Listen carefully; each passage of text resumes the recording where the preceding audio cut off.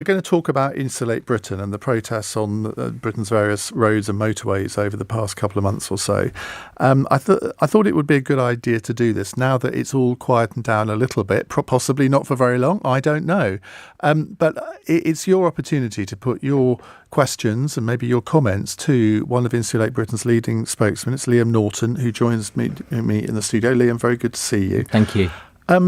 Now, it's been quite a few months for you in particular. I've seen you on various media programmes. What just on a personal level, you've been thrown into this. I mean, obviously you did it voluntarily, but you've been thrown into this, and it's been quite a you've had your ups and downs, haven't you? Yeah, certainly. Yeah, I mean, a couple of years ago, I was on building sites, electrician, and what happened is I went to some talks and started to discover about the climate crisis and became interested in it. And earlier on this year, obviously been involved in this Insulate Britain campaign. And I mean, it's certainly been an eventful few months in terms of being put into the spotlight. You know, I'm just an ordinary bloke. I mean, last week I was on, I was first fixing a job for a mate, so I'm still a normal person in that sense. So, yeah, it's definitely been a bit of a ride. Have you enjoyed it? I think enjoyed is, I think parts of it have been enjoyable. It's been visceral, certainly. There's been points where the criticism has been very difficult to take, obviously. We understand that we are, we're playing... We're not playing games here, and I understand that. So it's been visceral, I would say. It's felt full. We've been living life fully, I would say, but that's obviously got its ups and downs. And you yourself have been subject to quite a lot of media interest, haven't you? Sort of particularly when it was discovered that you hadn't insulated your own property. Were you prepared for all of that sort of thing? No, to be honest, the insulation thing I wasn't prepared for. I think they actually used two houses. So the first house was, I think they got it from an arrest that I'd had a few years back, and the address was public, and they used that address. But I'd actually moved out of that address in 2019. It was actually a social housing flat, so I was a tenant. And then the second property, I believe it was where I'm staying with my partner, and when I moved in with her, it wasn't a deal breaker in terms of making sure she had the correct insulation before I moved in. You had other considerations? Oh my goodness! I mean, it's. I haven't really wanted to acknowledge that stuff too much, but yeah, I think it has been quite unfair. But it is what it is. I understand the way the world works. I understand tabloid journalism. I've put myself into this position, so I've tried to take it on the chin. When Insulate Britain first started, what was your main objective? Because I always think with campaign groups, surely the main objective is to persuade people, whether it's politicians, whether it's the general public, that you've got right on your side, and you recruit supporters to your cause. And I think a lot of the criticism that you've had, I mean, I've made it myself, is that I can't understand how these campaign tactics persuade anybody to your cause. Yeah, I mean, there's lots of examples of history where people haven't necessarily had the public on their side, but they knew that they were right. And I think it's important here to set the scene. So let's look at fuel poverty at the moment. We've got a think tank, E3G, that say that yearly there's around 9,700 deaths because elderly people, because they can't afford to heat their home. The government's own statistics have said that there are currently 3.2 million households that are fuel poor. That's at least 6 million people and, a few million children that are experiencing unacceptable levels of fuel poverty. We're the sixth richest nation in the world, and there are children whose parents have to make that awful decision between putting the heat on and feeding their children properly. That's according to the government's own statistics.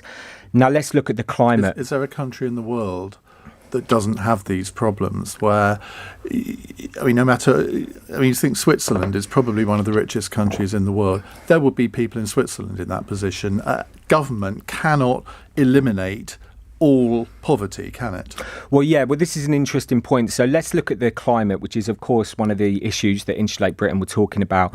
And at the Paris Accord of 2015, there's an article, you can check it out, it's in the Conversation, and there wasn't a single scientist that believed that it was possible to stay below 1.5 degrees at the Paris conference 6 years ago. Now, we've had 6 years of people telling us that it's possible to keep temperatures below 1.5, and we're even getting people after the failure of COP saying the same thing. Now, I've looked into we're at 1.2 degrees now, average temperatures. Now, let's look at a couple of peer-reviewed papers. So if we look at the carbon lag, that means that the carbon that we put into the atmosphere now, it takes 10 years to affect climate. Now, there's a peer-reviewed paper that expect the carbon lag that we are experiencing today to add 0.75 degrees to the average temperature. Let's say 0.8, okay, 0.8 to 1. So again, we're already at 2 degrees. Now let's look at the Arctic, which is about to melt, right? All scientists, the National Atmospheric Association in America are saying by 2034, the Arctic is going to melt. Now, there's peer-reviewed papers that say that that's 0.4 degrees. So, and there are other papers that talk about other effects, soil, the carbon in the soil, and also something called global dimming. But let's not look at those. Let's just look at those two things. That's 2.4 degrees of warming. That's locked in, no matter what we do. That's according to peer-reviewed papers. And there's a paper that says at 2 degrees, what the consequences are of a 2-degree world are 1 billion people on the move. 1,000 million people on the move. Now, it's very apt that we're talking about 1 billion people being displaced, because we've had the tragedy yesterday in the channel, and I've been listening to you, Iain, over the past few months, and you're a conservative commentator, but you speak very beautifully about the fact that these people, they shouldn't be called migrants and they shouldn't be called refugees. They're human beings, okay? Now, I've just said that 2.4 degrees is locked in, no matter what we do, and there's papers that say that 1 billion people will be displaced. Now, that's 1 billion souls, 1 billion human beings that you yourself understand have stories, they have mothers and fathers, and that 1 billion people on the move does not happen in a vacuum. It means war, it means starvation, it means unimaginable horror. Okay, and that affects everybody here in the UK. That means the breakdown of our society. It means the loss of pensions. It means the collapse of our NHS. It means the absolute loss of everything we hold dear, the very fabric of our society. So this is the background of what Insulate Britain are talking about, and that's why that's why we're disrupting the public in this way. It's one of the reasons. One is because it gets a response from the government, and one is because we're crying out to the general public that this is an emergency, and you no longer get to be a bystander in this. It's a binary choice about whether you go into resistance against this evil, because the governments of the world know what's going to happen, but they're not doing enough about it to reduce emissions. Right, the reason I haven't interrupted you at all, which I would normally have done in that I'm grateful for the opportunity. 4-minute monologue, is because I think you're attacking the wrong people. Because this country, I mean, you clearly are not a soulmate of this government. I think we can both agree on that. But if you look at the environmental record of this government, it might not be as good as you want it to be, but you compare it with most other countries, and they are streets ahead in their approach to the environment, streets ahead of many European countries as well. I think in terms of reducing carbon emissions, we're number 2 to Sweden in the whole of Europe. So it's not this government that you need to aim your attention at, is it? It's the governments of China, Brazil, India, Russia. They are the ones that if you want to get the temperature reduced, that can't be done without their cooperation. Now, you described COP26 as a failure. I think most people would say that's a pretty harsh judgment. It certainly didn't get to where you wanted it to get. So from that point of view, you're right, it was a failure. But I think there were good things that happened at it. But and China and India actually said a few things and made commitments which I don't think anybody had expected them to make, but they didn't go far enough. Do you not think that your protest would be better directed at the Chinese embassy or the Indian embassy or the Russian embassy rather than the British public. Well, let's look at, for instance, the building site I was on last week. The cable that I used, probably came from China. All the screws, all the bolts, all the components of the drills that I use, it all comes from China. So the things that we use, the computer desks that you're using at the moment, everything that we make and we use is coming from China, right? Just on that, yeah, because it's an interesting point. When I've just bought a new laptop, yeah, and I said, and this is not being anti-Chinese, yeah, but I said I'd quite like to buy a laptop that isn't made in China. Now, I know that sounds awful in some ways, but it's not directed at the Chinese people. Yeah. And I was told, well, good luck with that. Exactly, yeah. Because virtually every laptop that is made now, even if it is assembled elsewhere, all the parts come from China. Yeah.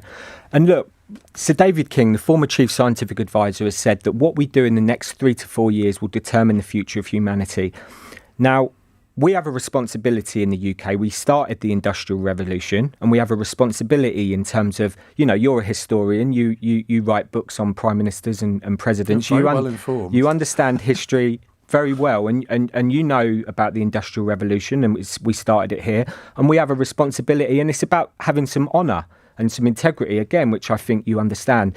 And that's what this is about. But also, the other thing to say here is that this is part of a global resistance movement. What we will see is groups like Insulate Britain popping up all over the world. We're seeing it in Australia at the moment. They won't in China, will they? They might in India. They won't in Russia, because we all know what will happen. Well, it's easy to say that things won't happen. I mean, you watch the Tiananmen Square documentary on the BBC, and history can flip one way or the other. Again, you know that history is written by the winners, but it could also change. You look at a female tennis player and what's happened to her when she made an allegation of sexual assault. I mean, we know what happens to protesters. I mean, I accept. We see it in Hong Kong. Yeah, I accept it's. We're in a difficult position, but and I understand that. You could protest outside the Chinese embassy, but so far as I'm aware, you haven't done. We're talking about taking responsibility for the UK's emissions, and that as a British citizen, I'm saying to the British government, let's start taking responsibility. Now, but don't you think they have? Now, it's interesting that when you start these processes of trying to deal with the climate, such as home energy, what you do by this reduction in 15% of UK emissions are caused by heating the home, this national programme, and there's various ways to do it. Italy are paying 110% grants, so they're paying people to do it, which is an interesting way of doing it. But by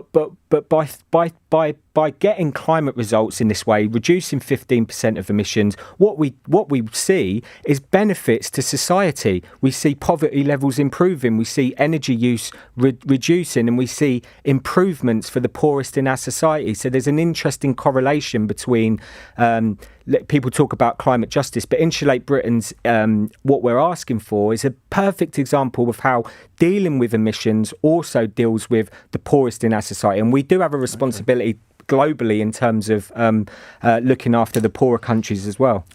Barry in Manchester says, this man has blood on his hands. Stop treating him with such civility. Well, I think the point I would make to you, Barry, is that if we're going to actually have a reasonable debate in this hour, I mean, we could have a big Barney. We could create a lot of heat rather than light. But I don't think anybody wins from that, particularly you, the listener. So I hope we are going to have a civil debate over the next 45 minutes or so. I'm just looking at the time. It's run away with us already. And we're going to come to your calls in a moment. 0345 6060 973 if you'd like to put your questions to Liam from Insulate Britain. It's 90 minutes past 8. LBC. It's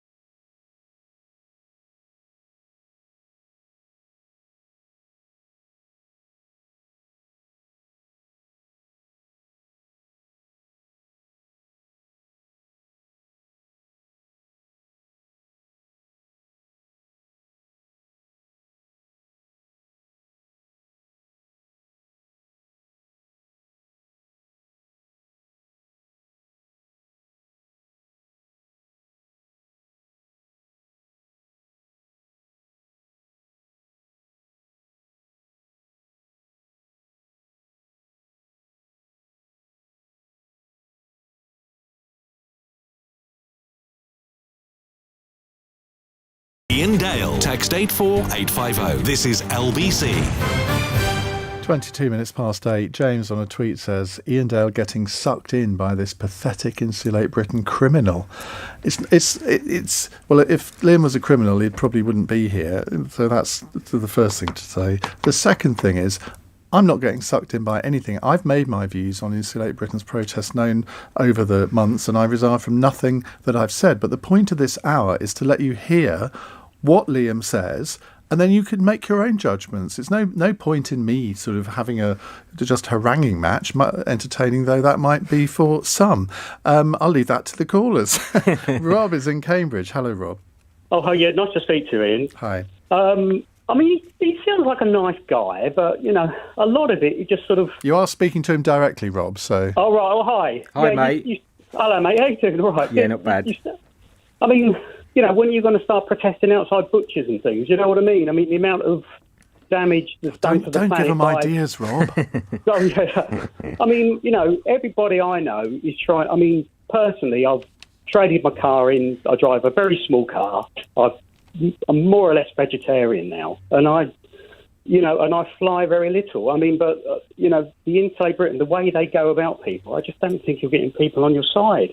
And especially after the last couple of years that we've had, the country's been brought to its knees, you know, by the Chinese. I mean, the next thing will be, they'll be invading Taiwan. I mean, there's bigger things to worry about, and also some of these bigger countries like your Chinese and Russia, unless you get those on board, you know, we're doing a lot. You know, our government is doing a lot when you compare to other countries, like when you see who's in charge in Brazil and things like that. You should be grateful that you're living where you are. You know, and a lot of what you say is just, you know, some of it I agree with, but a lot of it just goes over people's heads and it just doesn't resonate with them. Okay, Liam. Yeah. Yeah, thanks for that. I mean, I accept we're in a difficult position in terms of public support, you know, and the kinds of things that you're discussing. I think what I'd always come back to is this catastrophe that we're in as a society and as a world. And I think that people may have some kind of understanding that there's kind of a bit of a problem. But I think what Insulate Britain are here to do is tell you that actually it's a lot more serious than politicians and various people, journalists and people in the media are letting on.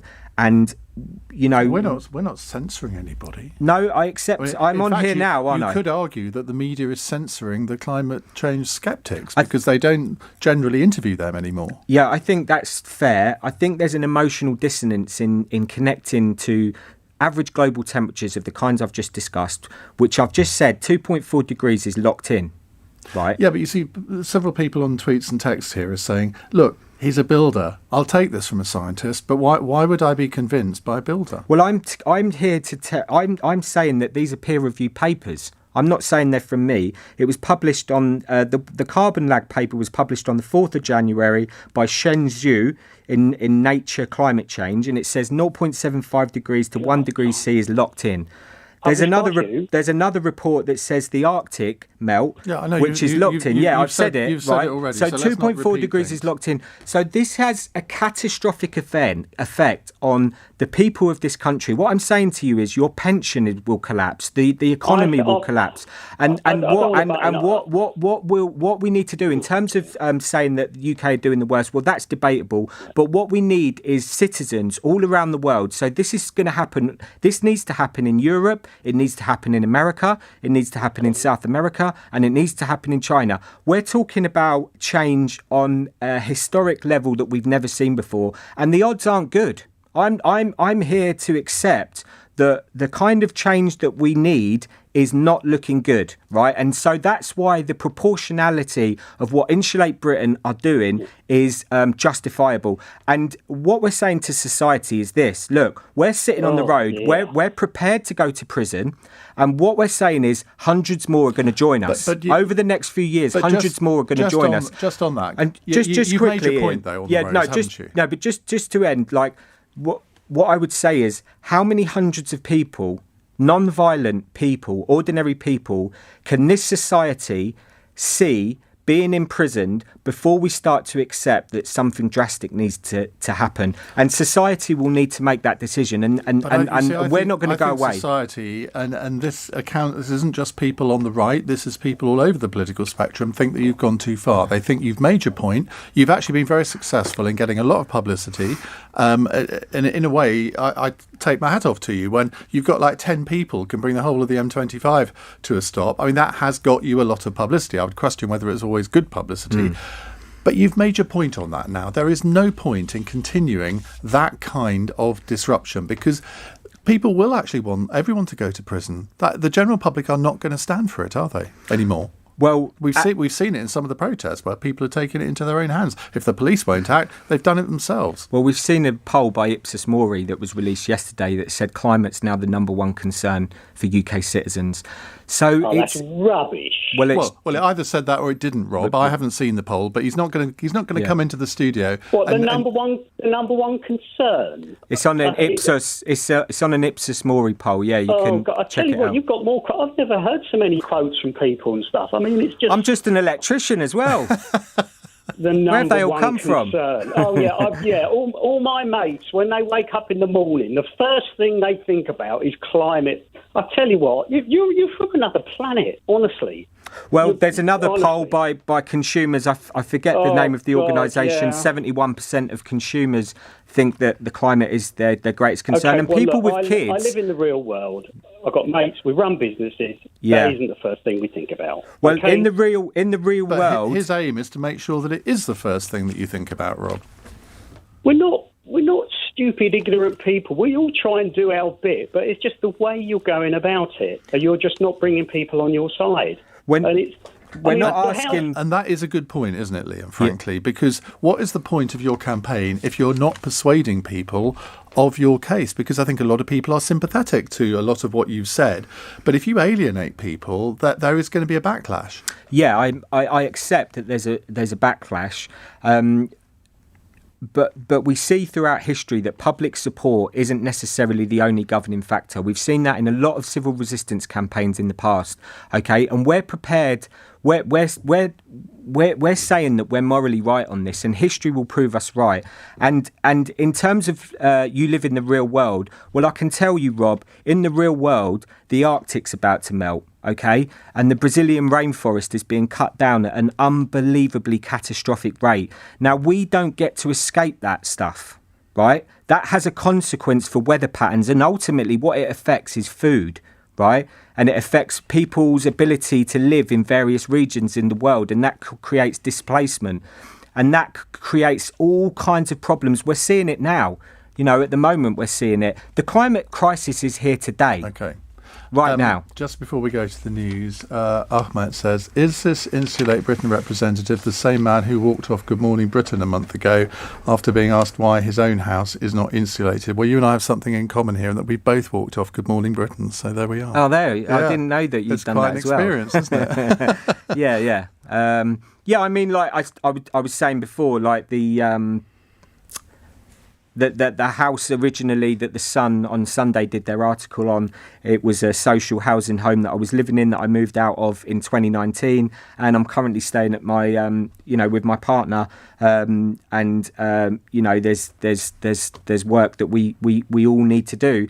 And look, this isn't about that. What we're saying as well is that the millions of people that are experiencing fuel poverty in this country are not going to be able to do the work that's required. Individual choice is not going to save us in the time. And the reason for that is what Sir David King is saying, is that what we do in the next 3 to 4 years will determine the future of humanity. Well, he does say that, and I interviewed him not that long ago, and he also said that he thought the British government's environmental policies were streets ahead of most other countries. But that's not something that you will ever really acknowledge, is it? Well, he's also said yesterday that what we need to do, we've got, people are talking about carbon budgets as if we've got loads more carbon left to burn.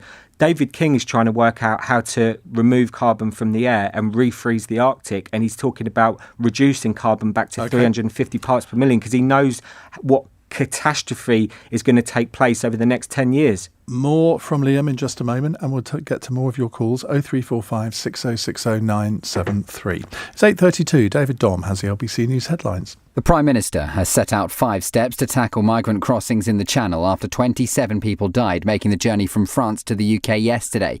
The Home Secretary earlier told MPs the UK has renewed offers to carry out joint patrols with France. A 34-year-old man has appeared in court charged with the murder of a couple stabbed to death at their home in Somerset. Colin Reeves was charged on Tuesday following the deaths of Stephen and Jennifer Chappell in Norton Fitzwarren. 2 more energy companies have gone out of business, affecting around 70,000 customers. Regulator Ofgem says Entice Energy and Orbit Energy customers will automatically be moved to new suppliers. LBC weather: wet and windy in the northwest tonight, mostly clear elsewhere with a low of 1. LBC.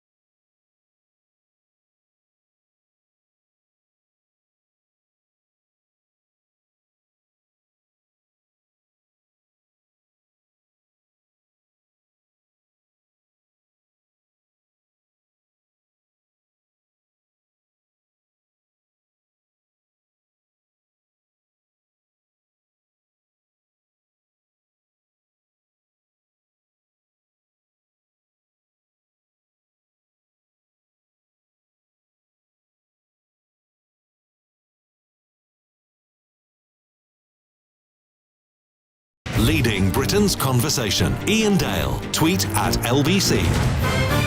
8:36 on LBC. Liam Norton from Insulate Britain is here taking your calls. I have to say most of the texts and tweets that I'm getting are not supportive of you, but I will read out one that is. Tom in Guildford says, just pass this message on to Liam and just say thank you and carry on fighting the good fight. The world will wake up eventually. Michael is in Esher. Hello, Michael. Hi. I listened listened to a lot of the news and read a lot about Insulate Britain, and the one question that I don't think I've heard anybody ask, and it's a practical question based on human nature and the way governments behave, is that, to my knowledge, governments will never respond positively to the kind of direct action that Insulate Britain are taking. So they're actually counterproductive in the way they're trying to convince people of what they want to happen. So the government are never going to insulate millions and millions of houses on the basis of direct action, because government's views are that if they do, then tomorrow morning every nutcase with a cause is going to glue themselves to a road. Do you regard yourself as a nutcase with a cause, Liam? Yeah, I mean, I'm close. I Close to that. wasn't saying that, not in this case, because I think that probably the statistics are correct, that most people find this problem, the biggest worry today is climate. Yeah, I think, look, I think you're right in terms of direct action, and that's why we're talking about non-violent civil resistance. We need a critical mass of people to take part in campaigns like Insulate Britain, and we're asking people to join us. So if you're listening to this, please look us up online and think about joining us. And look, we understand that trying to get change of this kind is incredibly difficult, but it's also non-linear. What that means is you fail, and then all of a sudden you win. Okay, and you can look at history in terms of regime changes and campaigns. You look at the civil rights, look at the Freedom Riders and the voters' campaign in America in the 60s in America. They lost for many years, lost, and bang, there's a wave of people that decide that they're no longer going to take this anymore, and they go into classical non-violent civil resistance, and amazing things can be done. Change can happen incredibly quickly. That's if you look at the history books, a lot of the time they don't always tell us about these amazing things that happen, but they do happen. What do you make of the fact that many Green politicians are against what you're doing? Again, I think it's, we're in a... Yeah, I mean, we're having robust debates with various people that we've in the past campaigned with, and they're being critical of Insulate Britain. We accept that there's various ways of looking at this, but look, the fact is that as again, I don't want to repeat it myself, but 3 to 4 years to save the future of our children. Don't repeat yourself. Future of our children. That's what we've got. But Michael, there are examples of protests and direct action that have changed policy. Look at the suffragettes, for example. Look at the poll tax riots in 1989, 1990. They must have had an effect because the poll tax was abolished within a couple of years, wasn't it? So there are examples of this working. I think the examples that succeed are those where a very large number of the public agree with the action that's being taken. I think the action that Insulate Britain are taking is not against the government or in favour of a particular climate change action. The public see it as an action against themselves, against the public. OK, all right, thank you very much. Let's move on to Phil in Worcester, who's a new caller. Hello, Phil. Yeah, hello. Hi, what would you like to ask? Yeah, hi. I'd just like to ask a question. So Iain and the team obviously happy to block the M25, and we know that there's been instances of where, even call it to LBC, where his mother was having a stroke and it has caused death and injury to people. And I totally get what he's pointed to try and get the point across about what's going on with climate change. But it goes back to a question you asked a bit earlier, Iain, where why are they not outside the Chinese embassy? Why are they not outside the Russian embassy? Is it they're afraid of falling out of tall buildings or just disappearing? I don't know, because we are, as you said, we're second best in Europe. We're at least trying, and yet the ones who aren't trying or will not cooperate, there is absolutely nothing being, from this group to say, okay, let's do something against this. Stop the traffic getting to the Chinese embassy or the Russian embassy. What about, people glue themselves to roads? They've been gluing themselves to ambulances. I saw it in one paper. Yeah, that's not true. Well, there was a picture of it, so it is true. I don't think it is. I saw it. No. But why don't you go and glue yourself to the Chinese embassy? Surely that would have a real impact, and you'd get a lot of people on your side if you did that as well. I might join you. Iain, you're a sensible person. You understand that gluing ourselves to the Chinese embassy will not create the kind of change that we need to see in the United Kingdom in order to reduce emissions. And I've said to you, we have a responsibility in this. This is about honour and integrity in terms of we started the Industrial Revolution and now we've got a responsibility to get ourselves out of it. My point is that, sure, you can try and persuade the British government to do more. You clearly don't think they are doing enough. I'm just saying to you that they're doing more than most other countries. But the countries that aren't doing enough, we all know who they are. And if you wanted to really convert people to your cause, I suspect doing a protest outside the Chinese embassy or the Russian embassy or wherever is going to do your organisation more good in PR terms than it is to inconvenience people on the M25. No, we're here directly talking to Boris Johnson and the UK government, and we're saying that they're committing treason upon the people of this country. That's what's going on, and I can't be clearer. Pretty strong allegation. Well, it's the truth. Because what's going on is but just because you don't agree with somebody, that doesn't mean to say they're committing treason. This isn't about ideology, Iain. Okay? This is about a physical reality. I've just said to you what it is, what's locked in. And they're planning, what they're planning to do after that joke of a COP conference. Again, they're talking about keeping 1.5 alive. I've just said 2 papers that just say that is complete nonsense. They're lying to us. They're lying to every single person in this country about what they're doing. That's what's going on. And they're going to have to imprison the lot of us because we're not going to accept this kind of criminality that is going on at the highest levels of government. What is the next stage of your actions? For example, somebody on Twitter has asked me to put this to you. Ask your guest if it's true that Insulate protesters are hitting the roads around Gatwick Airport tomorrow. Rumours on social media says they are. I would like to know, please. I can neither confirm nor deny that. So that's a yes then. No, I don't know where they're finding that information out. They know more than the police. Well, the police might know now. Maybe. But are you intending to ramp up these protests again? Because there's been a bit of a lull over the last couple of weeks, hasn't there? Unfortunately, this is the unfortunate thing that the UK public have to understand, is that groups like Insulate Britain are going nowhere. And the reason for that is not an ideological one, okay? It's this physical reality that exists. We saw earlier this year that record level temperatures in the Middle East. We saw in Vancouver last week a road being completely swept away by flooding that's going on in Canada at the moment. We saw tube stations in London flooded. We saw Tower Bridge closed as well this year. We're going to see flash flooding. We're going to see heat waves. We're going to see the kinds of extreme weather events over the next few years. You're not answering my question. No, I am trying to. What I'm saying is that Insulate Britain and groups like it are only going to grow. And that's because of the physical reality not the ideological stance that we're taking. Are you going to ramp up the exact same kind of protests, or are you thinking of new ways of protesting? You think, well, we've done the M25, we've done the gluing to the road and all the rest of it, let's do something new? Because otherwise people are going to get rather bored with you, frankly, aren't they? We are in a new paradigm where the kinds of protests that we've seen over the last 30 years have not worked. Carbon emissions have gone up globally by 60% over the last 30 years. And to be quite frank with you, there is a group of citizens that have had enough. Yeah, and we're going to do whatever non-violent... You're now reverting to saying the same thing over and over again.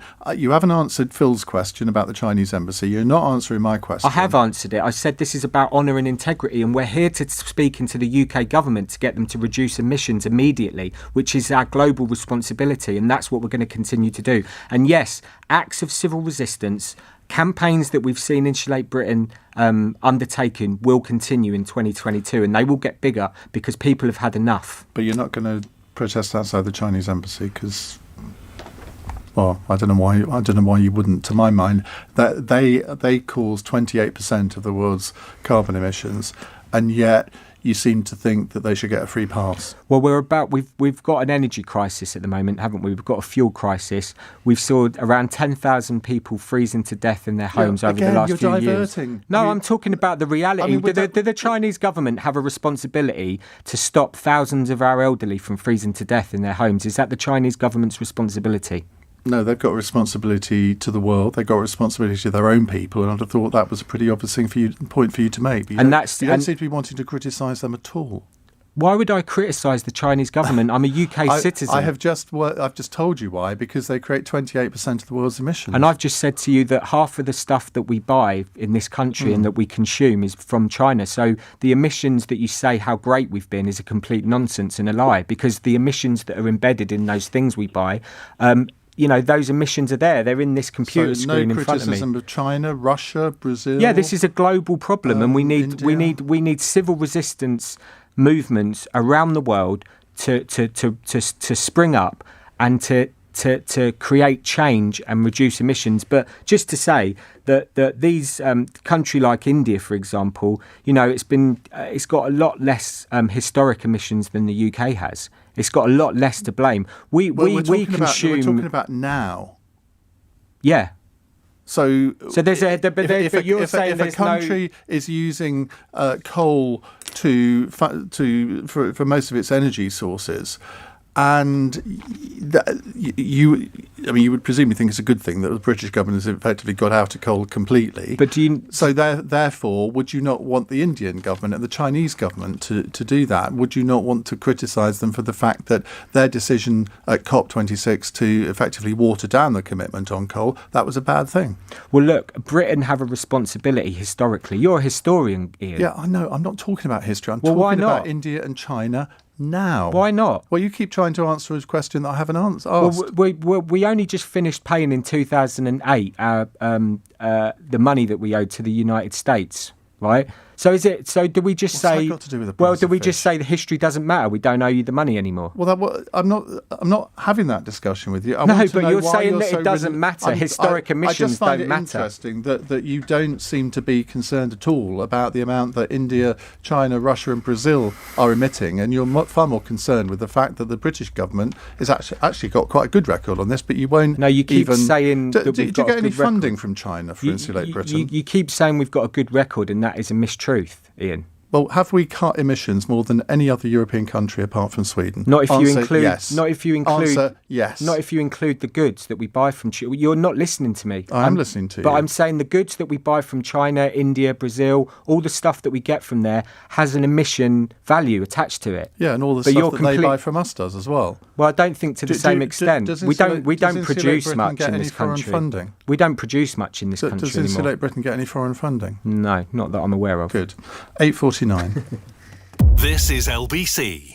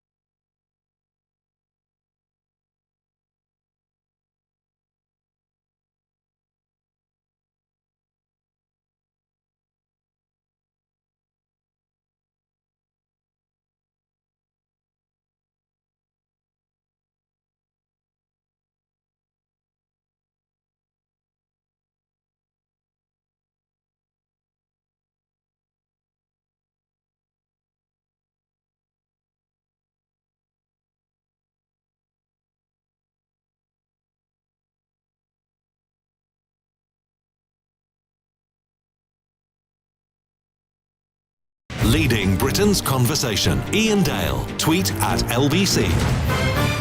8:52 on LBC. We have made an executive decision and we're changing the running order of the show yet again. Sorry to confuse people, but Liam has agreed to stay till 9:15 and then we will talk about this statement from Boris Johnson on his talks with Emmanuel Macron.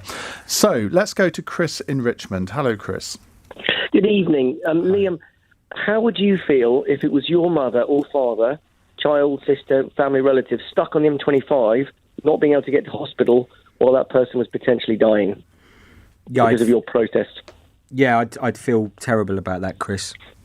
But you're potentially stopping that. There's been at least one example of a woman desperate to get to see her mother in hospital. I find it disgusting that you even think it's acceptable to block people going to get emergency services. People are going to die en route because of your stupidity. Do you not understand that? Is it really not difficult to understand? Yeah, it is. I do understand where you're coming from, and what I find disgusting is that the British government are continuing to put carbon in the forget atmosphere. about the British government. Forget about the British government. If it was your mother sitting in that ambulance dying, how would you feel? Tell me. I've just said to you, Chris, how I'd feel. So you wouldn't care? You'd say, well, actually, I just said to you I'd feel terrible. I just said to you I'd feel terrible about it. No, you wouldn't, because you've probably not been in that situation. It's not impacted you personally. There are people waiting hours for ambulances in this country. I mean, hours. Yeah, I mean, we've had an example. We've had an that? example of the ambulances being stuck outside a hospital for 6 hours, unable to get in. And there's where's the outrage at the government for that? Well, there is plenty of outrage. Well, I'm not sure that there is. I think there's been more outrage at Insulate Britain, to be quite honest with you. No, it's not a zero-sum game. It is not a competition. If people are desperately trying to get to hospital because they are going to die if they don't get there in time, and you guys block it, you are responsible for their death. Do you not grasp that? Yeah, but what I'm saying to you is that Chatham House, one of the most respected organisations, have put out a report that say that we're 95% certain to go over 2 degrees C. Now, that means millions of people will suffer, Chris. Millions of people are going to die. You blocking the M25 is going to change diddly squat. Well, that's your stance, and we differ on that, because what we're trying to find is a critical mass number of people that go into resistance against the government and say that we're not willing to put up with this, and we're willing to go to prison. Okay. How many people is it going to take to be blocked from getting to hospital to see their loved ones dying? People dying in ambulances as a result of your protest. What's your acceptable number? 100? 200? 10,000? What's your upper limit? Just to be very clear about this. No, you've been very sanctimonious about it, but you haven't given us an answer. I'm not being sanctimonious with you, Chris. Of course you are. Because it's not hitting you there. I lost my mother 2 weeks ago. Luckily, she wasn't blocked on M25 on the way to the airport. I took her to the hospital, I mean. But the reality is there are people who are in that situation. Yeah. I mean, I should explain. Chris is a regular caller. Yeah. He's a Liberal Democrat voter, has green tinges. I think I can describe you as having green tinges to you, Chris, can't I? Within reason, though. Within reason. So, I mean, he is not your sort of ranting right-wing Tory having a go at you on this. This is somebody who ought to be very sympathetic to you. Yeah. All I can say is that we're hitting worst-case scenarios in terms of extreme weather events. And the next 10 or 20 years, Chris, are going to be catastrophic, okay? Catastrophic to every single person in this country. And those people that are getting caught up in that traffic jams, we're actually trying to save them too. I know it's really difficult to accept. How are you going to save them if they've just had a stroke or a heart attack, or they've had COVID and they're rushed to hospital and they're not breathing? How is that going to work? You just skewed your own argument in the last 30 seconds. Chris, I think you're being... You can't save someone if you block them going to hospital. Chris, I've been on these actions, okay? Blue lights are always let through. Ambulances are always let through. I accept there's been one or two examples where there's been some horrible things happen, and I accept that. But people generally have been able to get to where they need to get to in emergencies. This is being stoked up by the media, Chris. Blue lights are let through. Ambulances are let through. This is what's, people are able to get to where they want to in emergencies. With respect, it's not being stoked up by the media. Where an ambulance hasn't got through, it's all been verified from the family concerned. I think you do yourself a disservice when you say that. Iain, to be quite honest with you, that caller that called in, we've never heard anything from them since, and we don't know who that woman was, okay? So that hasn't been verified. I accept that it could have happened, and we feel terrible about it, but it has never been verified. And we've done freedom of information requests, or they have been done, to the ambulance service about ambulances, have there been any ambulances held up by protests in London? And the answer has come back no. Okay, so you can do these freedom of information requests yourself to the ambulance services. Ask them, have any ambulances been stopped? And they'll say no. That's the information that we've been getting back. And that's because we've been letting blue lights through. So this is like this kind of furore about people getting stuck. I don't think it adds up to the kind of extent that Chris is Chris, thank saying. you. Michael is in Ellesmere. Hello, Michael. Hi, Ian. Hi, Liam. Hi, thanks mate. for what you're doing, Liam, and thanks for your show, Ian. You're pretty good for a right-winger. I'll take that. That's what I think. I was going to say, it kind of relates to the previous caller a bit, because I think your movement is a bit of a gift to a government that's kind of floundering. You know, they always look for victims, someone to point their finger at. They kind of, Prime Minister who's economically illiterate and who keeps saying in the corridors of power, let the bodies pile high, which is his answer. Well, hang on a second. First of all, he's denied ever saying that. And you say he keeps saying that. I mean, let's stick to the facts, Michael. He was alleged to have said that. Okay. So let's say Insulate Britain has an impact on GDP because of, they could call it ideology, we call it reality. And there's a prime minister who just ruins certain industries because of his ideology. And I think, how do you, as a protester, how do you cope with the fact that they use you as a scapegoat to hide all these things? Like, he can stop hundreds of ambulances going in, have problems, massive problems in healthcare, and he points to you and says, look, Insulate Britain. Do you have any response? So do you think that, effectively what Michael is saying, you're being used as a dead cat by the Prime Minister, saying we've got all of these terrible problems and I'm not coping with them very well. Oh, by the way, look over there. Look at these Insulate Britain people. Do you think you are being used? Maybe, maybe that's going on a little bit, but I think falling into an evil Tory trap. I think apparently we're all actors. That's the oh really? Yeah, apparently so. Yeah. But what I think is that what Insulate Britain and groups like it do is we move the Overton window, right? So we move the conversation. We're about to go into a winter. It's very cold at the moment. We're going into a fuel crisis in terms of energy prices. And over the next few months, what I predict you'll see is this fuel poverty issue will be much more talked about than it was before. We're going to talk about some more things in the next 15 minutes. Liam's going to stay for an extra 15 minutes. 0345 6060 973. You're listening to LBC. I'm Iain Dale. It's 9 o'clock. On your radio, on Global Player, and Play LBC. leading Britain's conversation. This is LBC. From Global's newsroom at 9 o'clock, Boris Johnson has written a letter to French President Emmanuel Macron to set 5 steps to prevent migrant crossings in the Channel. It's after 27 people died making the journey from France to the UK yesterday as their boat capsized. Measures such as joint patrols and more advanced technologies have been recommended. French politician Franck Dersin says something needs to change. It's a dream for these guys. They have family in England. And when I ask to migrants, do you want to stay in France? They say, no, we want to go to England because the paradise is in England. Police have been given more time to question a man suspected of the murder of Bobby Ann McLeod. The 18-year-old disappeared on Saturday evening after leaving her home to meet a friend in Plymouth.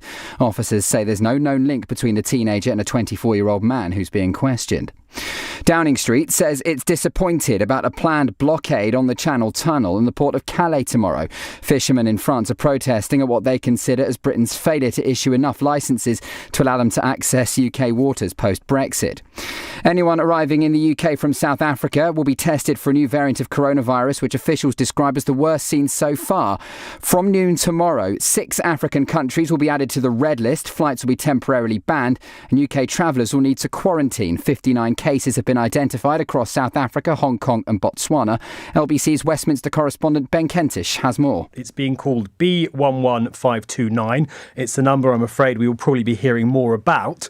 That variant has 32 mutations in it compared to the strains that we are more typically used to, even Delta. Now, that means that because of that number of mutations, it would be expected to behave differently, but it also raises the prospect, the very real prospect, I'm afraid, that it would be better able to evade our immune system. Prince William has announced a mental health support package for emergency service workers. The joint approach has been set up to help staff with both past and present as well as their families.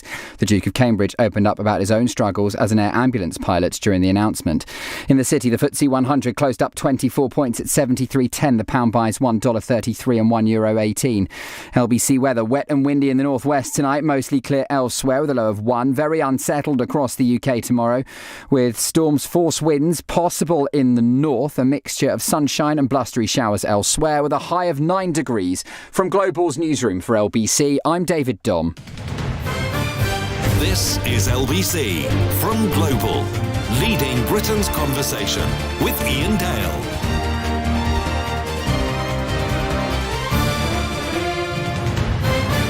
Hello, a very good evening. It's 9 on LBC. Just following up what David said in the news bulletin there on this new South African variant. South Africa is now set to be placed on the travel red list because of the concerns about this so-called super variant. It's described as the worst threat to the vaccine programme seen so far. Sajid Javid, the Health Secretary, has just tweeted this. The UK HSA is investigating a new variant. More data is needed, but we're taking precautions now. From noon tomorrow, 6 African countries will be added to the red list. Flights will be temporarily banned and UK travellers must quarantine. We'll have more on that later in the evening, I'm sure.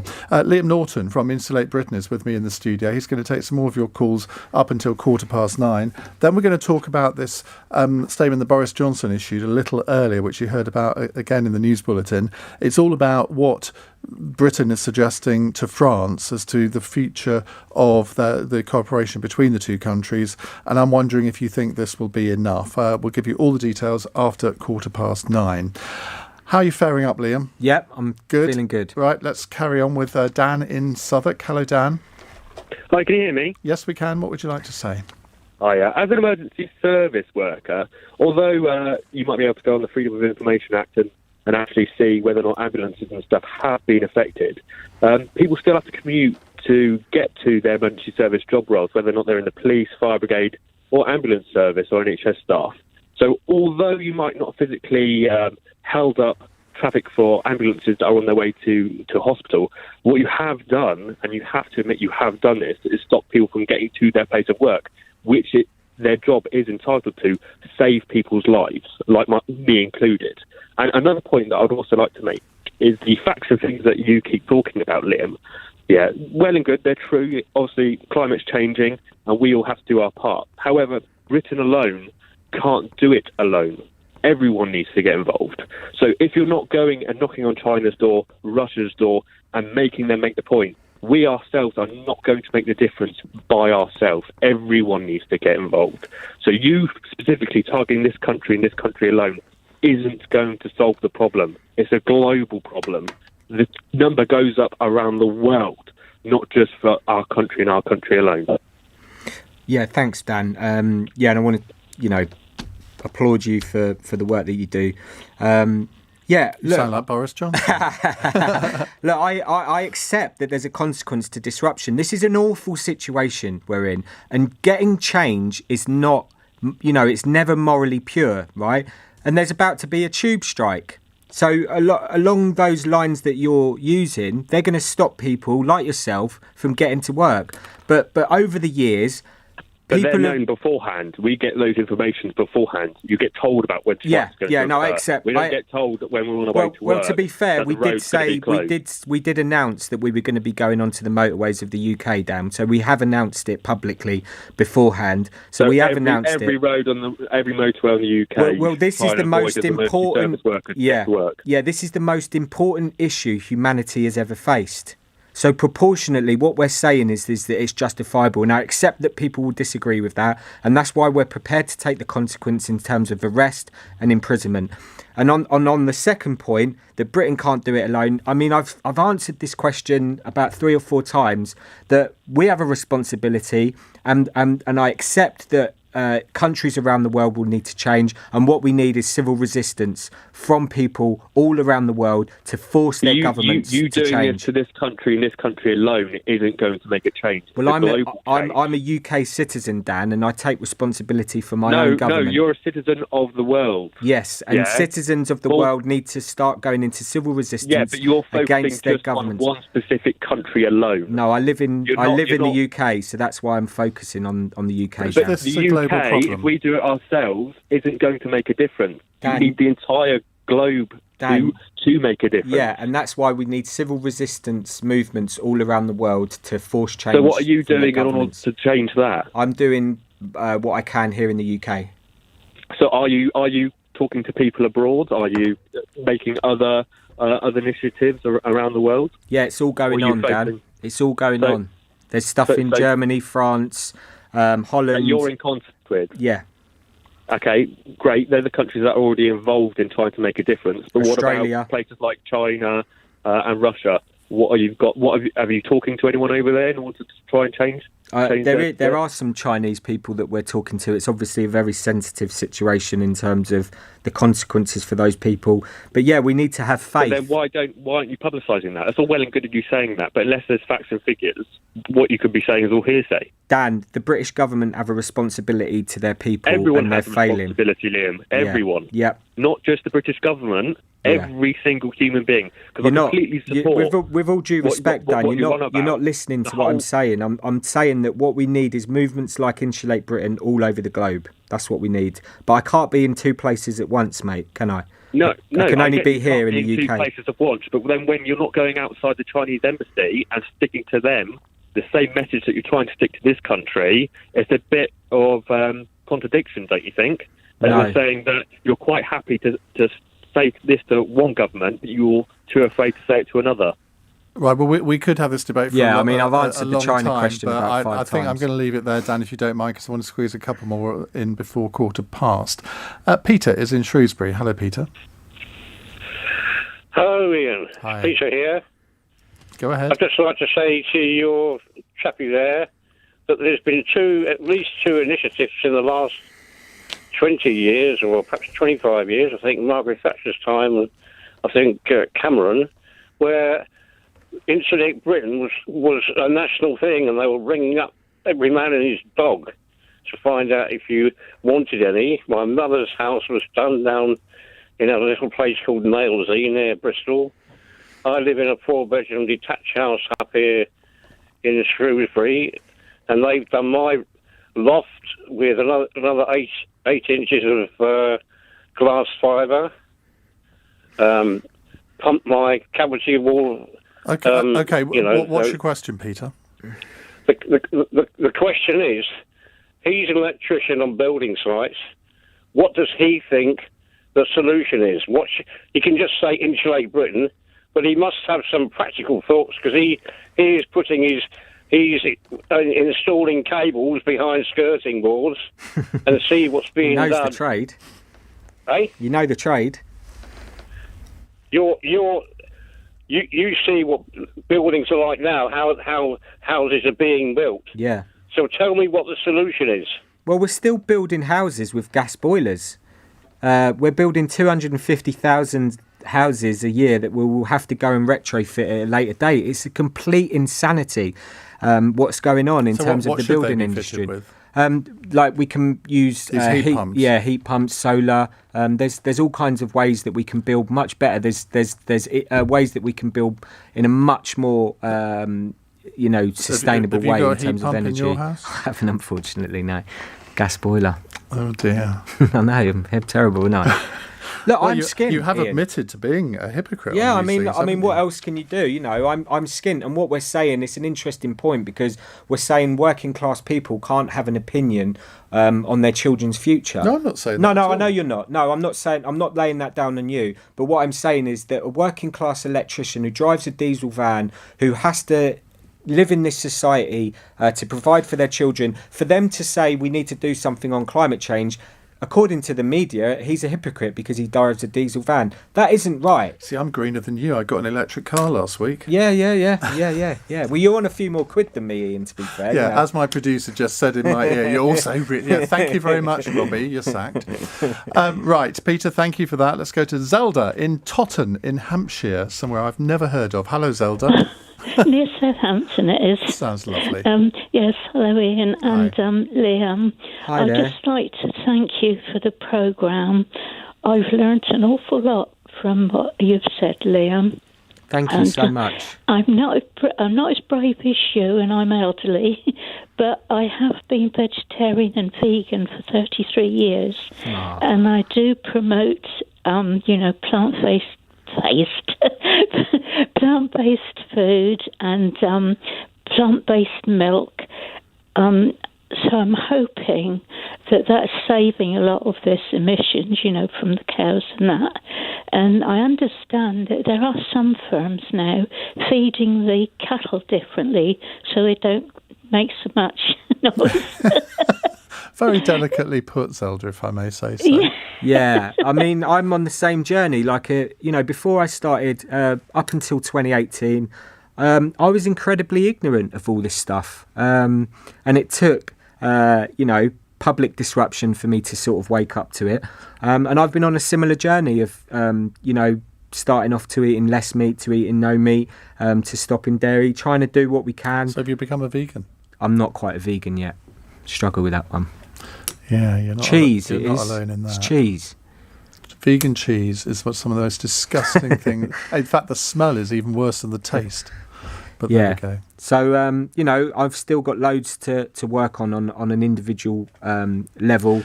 Can I but ask this you a is about question? systemic change. What we need is systemic change from everybody, from all governments. When people who you work with in your day job, what do they think of what you do? Do they think you're a bit weird? I think they do. I mean, like the old, because I used to be a contractor, on much bigger sites, and I stopped that back in 2019. So I've just been doing bits and pieces for friends on much smaller level kind of building sites. But I just had a text to my old boss actually, because there's a band that I'm going to go and see next week, and he watches them too. So he's going to go. I just said, "Are you going?" And we haven't really spoke much since the campaign, but he just said, "Oh, I've been following your television interviews," and I was like, "Oh, what do you think?" And he was like, quite. He was complimentary. Because you come across very level-headed, but you say you only really went on this journey in 2018, and there's this saying, well, there's nothing so zealous as a convert. And you kind of got that air about you. You kind of got religion on it, haven't you, if you see what I mean? Well, I think it does. It airs into the realm of spirituality. I think that's definitely true, because what we're talking about here is existential.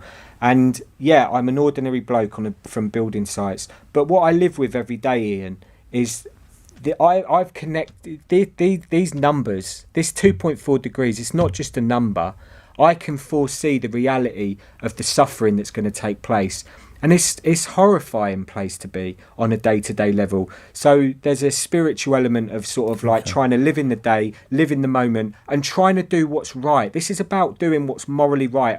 I see little children in the supermarket and I want to break down in tears, because I think about their future and what's in store for them, and it is horrific unless we can do something. And I believe that as a country we can come together, pull together and get on with the job. Just a quick reaction to this. Police are apparently appealing for anyone who missed medical appointments or work hours during the Insulate Britain protest to come forward.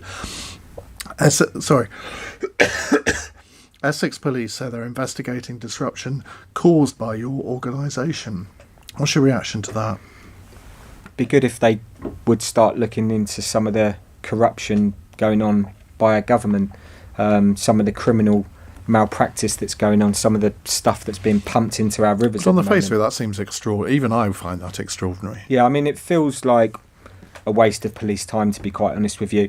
I mean, I've been arrested for conspiracy for doing media appearances. I've been arrested after... For conspiracy? Yeah. How so? Because apparently because the media was saying that I'm the leader of an organisation, I got arrested afterwards for conspiracy to cause a public nuisance. And what happened? Well, I've been released under investigation, but, I'm sure me saying that I've been working on the Insulate Britain campaign for the last 10 months is evidence to the police that I'm part of the So do you conspiracy. fear that you're going to be charged with something? Well, I'm on the list of people that have broken the injunction, which is quite frankly a disgrace legally, that we're seeing this privatisation of the legal system. We could have been charged criminally, but we're being brought with private charges by Highways England, and we're seeing people currently. We're seeing 9 people in prison. How's that privatising? They're a public body. Well, the privatisation of public roads. We're saying that we're trespassing and we can't go onto a public road in order to express ourselves. And we're seeing 9 people doing 6-month prison sentences without a jury. That's what's going on at the moment. There's currently another 9 people about to be processed, and I'm expecting to be called in at a later date to be one of those people as well. But, this is a worrying time, but we accept this is what's required at this moment in history. We need to go into civil resistance, which means people will fight back at you. But yeah, it's a very worrying time in terms of civil liberties at the moment. Josh says, Ian, he drives a diesel car, he has a gas boiler and eats meat. Pull him up, you're giving him an easy ride. Don't eat meat. Well, he just did explain that he's given up meat. It's nothing to do and with... I don't drive a diesel car It's either. nothing... Well, diesel van. No, I don't actually. Well, you just said you did. No, I said other electricians and tradesmen I thought you said you did. No, yeah. Anyway, it's nothing to do with an easy ride. People can make up their own minds. I've got Liam in here so he can put his viewpoint to you. I've asked questions, you've asked questions, and everyone listening can make up their own minds. Liam, I hope you've enjoyed it. Yeah, thanks, Ian. I feel like it's been robust, and I appreciate all the callers. It's really good to get an opportunity to speak to the British public, which I think is important. Thank you for coming in.